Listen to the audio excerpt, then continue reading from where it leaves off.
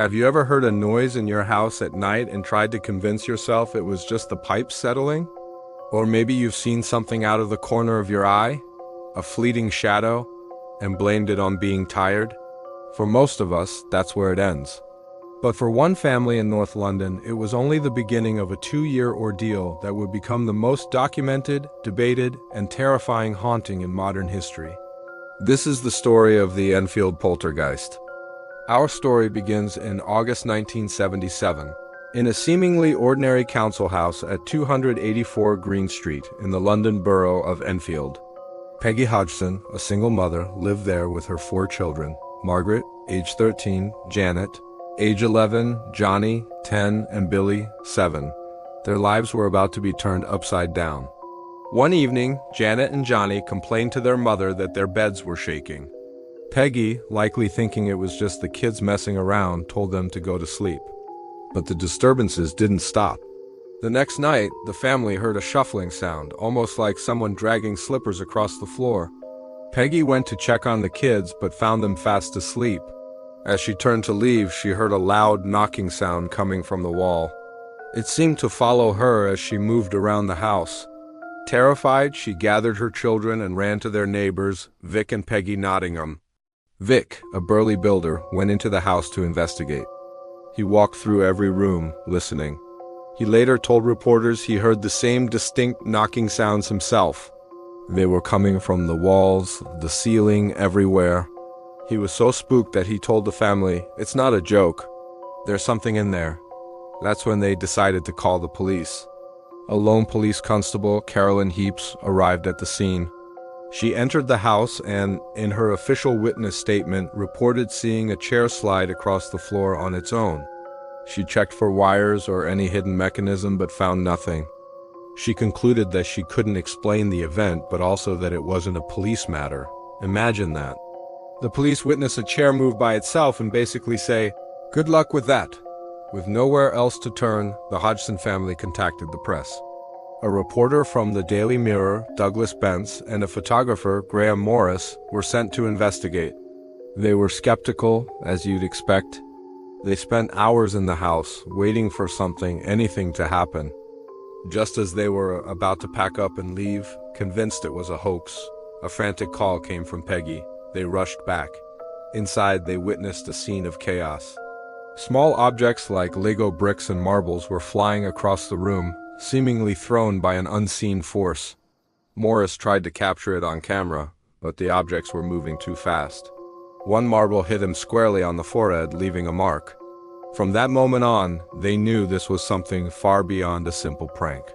The story hit the newspapers, and soon the Society for Psychical Research, or SPR, got involved.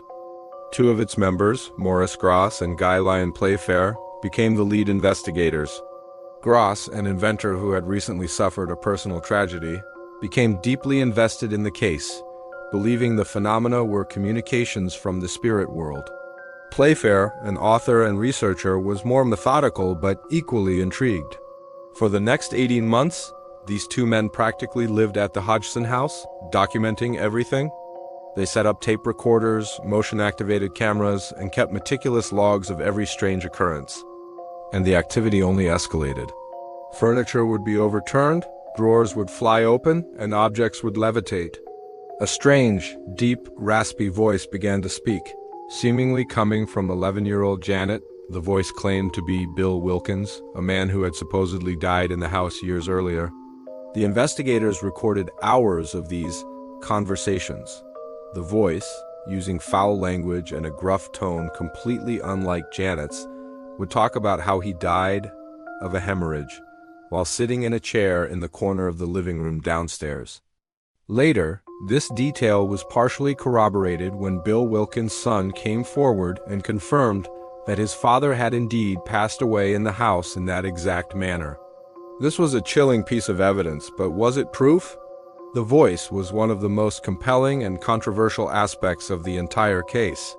Skeptics pointed out that a young girl could easily learn to produce a deep voice, a skill known as false vocal fold phonation. Yet, the voice would speak for hours on end, a feat that would be incredibly straining on an 11-year-old's vocal cords. The focus of the poltergeist activity seemed to center almost entirely on Janet. She would be thrown out of her bed at night. She would levitate. There are famous photographs that appear to show her mid-air, suspended horizontally. Believers see these as undeniable proof of paranormal forces at work. Skeptics, however, argue that she could have simply been jumping off the bed, with the photographer capturing her in motion. The photos are blurry and don't provide a definitive answer. What they do show is the sheer chaos and fear the family was living through. During this time, Janet was subjected to numerous tests. She was even taken to a hospital where she was monitored for any signs of psychological or physical abnormalities that could explain the events. The doctors found nothing. She was a normal, healthy girl. The case also attracted the attention of America's most famous paranormal investigators, Ed and Lorraine Warren, who you might know from the Conjuring films. They visited the house briefly and declared it a genuine case of demonic possession. However, their involvement is a point of contention. Guy Lyon Playfair, one of the primary investigators, later claimed the Warrens showed up uninvited, stayed for only a day, and exaggerated their role for their own publicity. Playfair maintained that while the haunting was real, it was a poltergeist, not a demon. This disagreement highlights the deep divisions even within the paranormal community about what was truly happening at Enfield. So was it all a hoax? There are certainly reasons to be skeptical. The children, particularly Janet and Margaret, were caught faking things on a few occasions. In one instance, a video camera left running in their room captured them bending spoons and trying to hide it. When confronted, Janet admitted, "Oh, we did that one." They claimed they faked some of the events to see if the investigators would notice, because they were so tired of the constant testing and attention. They maintained that while they faked maybe 2% of the phenomena, the rest was absolutely real. They said sometimes, if nothing had happened for a while, they felt pressured to produce something for the investigators who had dedicated so much time to their case. This admission has been the cornerstone for skeptics who dismiss the entire case as an elaborate prank by two bored, attention-seeking girls. But how do you explain the other evidence? The independent witnesses, like the police officer and the neighbors?